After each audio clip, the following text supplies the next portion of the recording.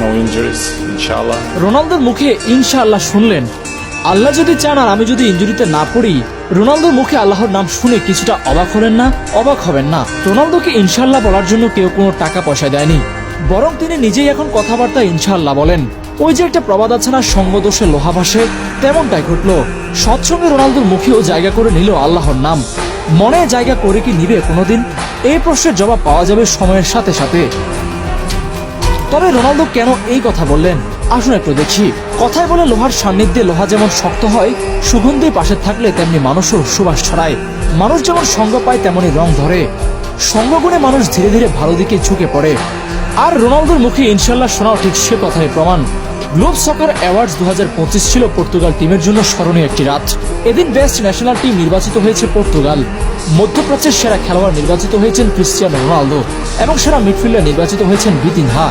নিজের পুরস্কার নেওয়ার সময় রোনালদো বলেন, আমি 1000 গোলের মাইলফলক ছুঁতে চাই, ইনশাআল্লাহ কোনো ইনজুরি না হলে আমি ওইটা অর্জন করবই। রোনালদো সৌদি আরবে আসার পর বিভিন্ন ইন্টারভিউয়ে তাকে ইনশাআল্লাহ বলতে শোনা যায়। এছাড়া হামেশা সোশ্যাল মিডিয়াতে রোনালদোর সৌদি জীবনের কিছু ভিডিওতে দেখা যায় সে সবাইকে সালাম দিচ্ছে, এমনকি আজানের সময় ট্রেনিং করতে সতীর্থদের বিরত রাখছেন। এছাড়া সৌদিতে থাকার কারণে মাঠে মাঝে মাঝে মোনাজাত ধরতেও দেখা যায় তাকে। সৌদিতে আসার পর ইসলাম ধর্মের কিছু মূল বিষয়কে নিজের মাঝে যুক্ত করেছেন রোনালদো। এখন তিনি যে ইন্টারভিউয়ে বারবার ইনশাআল্লাহ বলেন, এটা কেউ তাকে শেখায়নি, এটা এসেছে পরিবেশ থেকে। কারণ ভালো মানুষের সঙ্গ, সুন্দর সংস্কৃতির কাছাকাছি থাকলে ভাষাও বদলায়, ভাবনাও বদলায়।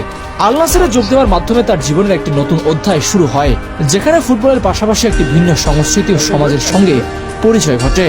এই দেশে এসে তিনি নিজেকে বদলাতে নয়, বরং মানিয়ে নিতে শিখেছেন। তার মুখে ইনশাআল্লাহ শোনাটা কোনো আনুষ্ঠানিক ধর্মীয় ঘোষণা নয়, বরং যে পরিবেশে তিনি আছেন সেই পরিবেশের ভাষা ও ভাবনাকে সম্মান করার একটি স্বাভাবিক প্রকাশ। মুসলিম সমাজে ইনশাআল্লাহ একটি সৌজন্যমূলক ও ইতিবাচক শব্দ। রোনালদো সেটিকে সেভাবেই গ্রহণ করেছেন। রোনালদোর আচরণে আরও একটি বিষয় স্পষ্ট হয়ে উঠেছে, তা হলো সৌদি সামাজিক শিষ্টাচারের প্রতি তার শ্রদ্ধা। মুসলিম সংস্কৃতির প্রতিও রোনালদোর সম্মান বারবার চোখে পড়েছে। ঈদের সময় মুসলিমদের শুভেচ্ছা জানানো, সৌদি জাতীয় দিবসে ঐতিহ্যবাহী পোশাকে উপস্থিতি হওয়া কিংবা দেশটির প্রশংসা করা, এসবের মাধ্যমে তিনি স্পষ্ট প্রমাণ করেছেন তিনি এই সমাজকে সম্মানের চোখে দেখেন। রোনালদো নিজেই একবার বলেছেন, সৌদি আরবে তার পরিবার নিরাপদ এবং সুস্থিতি আছে। এখানকার জীবনযাপন, মানুষের ব্যবহার এবং সামাজিক পরিবেশ তার কাছে ভালো লেগেছে। সৌদি আরব তার কাছে কেবল একটি ক্লাব বা চাকরির জায়গা নয়, বড় একটি বসবাসযোগ্য দেশ হিসেবেই ধরা দিচ্ছে। সব মিলিয়ে বলা যায় রোনালদো সৌদি আরবের মানুষের বিশ্বাস, সংস্কৃতি এবং জীবনধারাকে সম্মান করতে শিখেছেন। একজন বিশ্ব তারকার কাছ থেকে সংযত আচরণই সবচেয়ে গুরুত্বপূর্ণ। মাঠের ভেতরে তিনি যেমন তারকা, মাঠের বাইরে তেমনি তিনি একজন সচেতন এবং শ্রদ্ধাশীল মানুষ। সেই হিসেবে তিনি নিজেকে তুলে ধরেছেন।